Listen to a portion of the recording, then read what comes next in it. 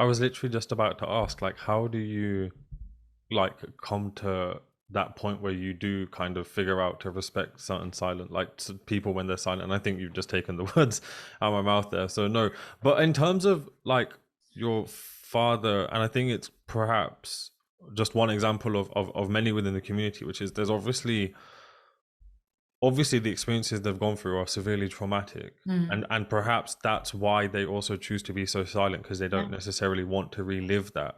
Mm. But is that silence wholly from that kind of understanding?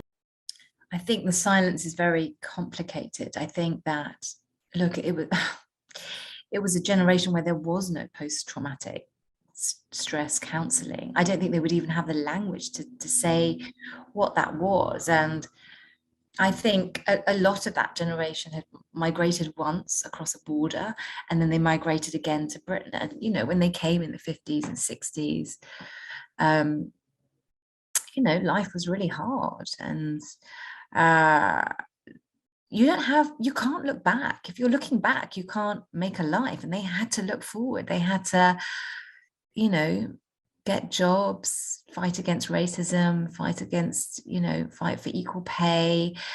And then your kids are born here and they're British, and when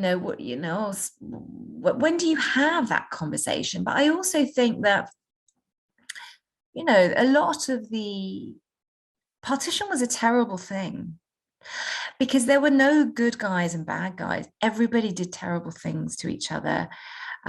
Everybody saw things. Um, you know, of course, people were kind and compassionate as well, but there is a complicity, and there is a lot of shame attached to those memories. These are very difficult things to talk about. And why would you want to dredge those up? And where do you begin to? And if you think more broadly in British society, if it's not spoken of either. We talked about it's not mentioned in schools. So there is no public space to talk about these things. And if you look at, people who've gone through traumatic events, survivors do need a safe public space to air their stories. But to talk, you need to be asked. And I do think that the second generation, they had their own issues to deal with. They weren't asking. And I think it's not insignificant that it is the third generation who feel a bit more confident in their place here. They're thinking about who they are. It's not surprising it's the third generation who are doing the asking. It just feels quite sad because it's quite late now. The thing that is amazing is, and I had never quite got my head around it, but when the 70th anniversary happened, it was such a watershed moment. But there were people, like, I'm talking also about British South Asians, younger British South Asians, they didn't even know what the word partition was. Why would you, though, if it's not talked about? And then they had to have this realization that actually it's in my own family. And then you have a realization, oh, but I thought my family from India or Pakistan. Now I'm learning that actually that story began somewhere else. And so there's a lot of kind of, you know, relearning about what you believed about your family history. And I think a lot of it, as we'll get into it, is also tied into kind of your own identity and this kind of generations figuring out who they are and what they are and how they fit into everything. Yeah. Like as we spoke before, like I obviously come from a mixed background, so again I went through something quite similar from an early kind of age, which was like, who am I, where do I fit, what is my identity, and all of those other things. And then that leads you obviously into um just kind of diving into the deep end really and just seeing what you can find. um just then kind of moving on into the book, I think for like just reading through it, it was absolutely brilliant. And I'm not just saying that obviously because we're doing a podcast. It was brilliant because each chapter almost felt like you were sitting in front of one of the 23 individuals who experienced partition in their own personal way and in their from their own perspective. um I think many, if not all of them, make a very good point of not just sharing the trauma and some of the Mm. kind of horrific experiences or things that they went through, but also kind of memories that demonstrate there was still some sense of Mm. humanity and integrity amongst certain communities. And again, um, I think quite often it gets stereotyped that it was conflict just along religious lines, where actually I think reading these accounts of those who experienced it also demonstrate there was conflict within communities as well, and kind of all sorts of struggles along economic lines or social lines. I really enjoyed it because it was quite straight to the point, clear. And then when you reach the end of each chapter, you're almost kind of sat there going, I'd never even, like, as in, you're almost like, I never would have even imagined that. So there's one point where I can't remember what chapter, but they've got a cow. They've managed to transport their cow in a train car. And that's my dad. Oh yeah. And that blew my mind. I was just like, what? And then equally, I like on a similar topic, but in Anshul Malhotra's book, there was one where like people were leaving one side of the border in cars, others are like walking, and I think to see that multiplicity of experience, it's really, really enlightening, because quite often we get kind of in these little tunnel visions and think it's only kind of, it could only happen like this, or it could only happen like that. And the range of people, like I think in chapter 2 there's Pamela, and she's a British woman in India who doesn't feel British at all. Again, something that my own grandma probably would have said. Like, she, blonde hair, blue-eyed Christian, born near Liverpool, but lived in India with my grandfather for what, best part of 2 or 3 decades.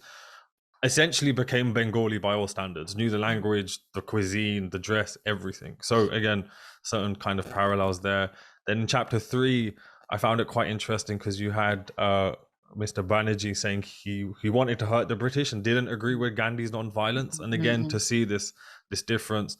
And then you've got Kenneth in chapter 5, who is spiritually Indian, but administratively British, is the way I kind of narrowed that one. And then obviously the last chapter with your father. One thing that I was really fascinated with is, like, and you touched upon it earlier, is how did you go about then putting the book together, figuring out the people to include? Yeah. So what was really interesting was so as I said, I didn't know when I put these call outs out with me and my producers, and we said, does anybody have a partition story they want to share? I didn't know if anybody would, or how, were there lots of stories, were there no stories? We had so many, we just didn't know what to do. So we spoke to everyone, and we wanted to show, just exactly as you say, that the kind of complexity of the story, and every story is unique. And it's so easy with partition to say, to kind of be consumed by the statistics, the largest migration outside war and famine, 1 million people killed, 75,000 women, abducted and raped. But what you don't get is that individual story and the detail of it. And so that's what we wanted to drill down into. Having said that, when I put the book together, what I was really conscious of, and what you can do in Britain in a way that's much harder to do on the Indian subcontinent, is I could have that multiplicity of stories. So it was, of course, I had to have Muslim, Sikh, Hindu stories. I wanted British stories because I wanted to show our shared history, and that there are different ways that British people experience. It was very different from the Indians and Pakistanis, but it was an experience nonetheless that needed to be recorded. And my book was about the British experience, whether you're British South Asians living here or whether you're British. But I wanted to show the kind of geographical ramifications of partition. It's not just Punjab, it's not just Bengal, it was Sindh, it was Delhi, it was far reaching. But also, and this was the hardest thing, the female stories. And then I wanted to begin to show the legacy of it, and how, that the stories of people discovering, like me, of their family stories, and what that means to them today living in Britain. So it is I think it's very rich, it's very varied.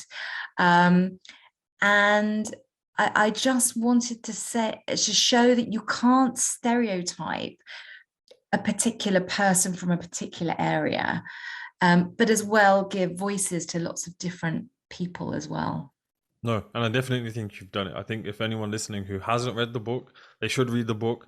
Obviously, the new edition has an extra chapter, which actually just kind of continues what you've been saying, which is it's kind of the legacy of partition and how the next generations who didn't experience it, but it is part of our history or our identity, are now almost kind of re-engaging or trying to find out what happened.